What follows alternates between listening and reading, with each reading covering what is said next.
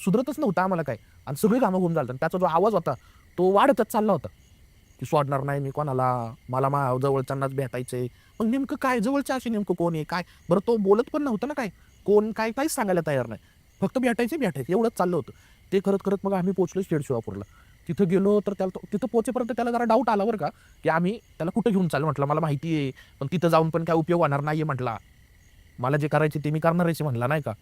तुम्हाला मला माहिती कुठे नेताय, पण तिथं जाऊन पण काय होणार नाहीये. मला माहिती मावशी कुठं नेणार आहे. मावशी का म्हणतोय म्हटलं तू?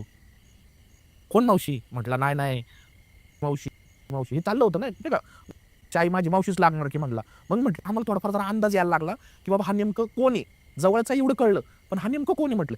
नाव पण घेतोय, प्लस आवाज पण घोगरा येतोय, पण हा नेमकं चाललंय काय? मग तसं जात मग आम्ही जेव्हा तिथं पोहोचलो, तर मग तिथं त्याच्या आईने फोन करून सांगितलेलं तिथल्या बाबांना. तर तिथं बाबा आणि त्यांची 2-3 माणसं होती. तर त्यांनी थोडाफार वाटतं त्यांचा काय तो अंगारा लावला. याच्या 2 मिनिटं थोडा जरा शांत बसला, पण गुरगुरणं चालूच होतं त्याचं.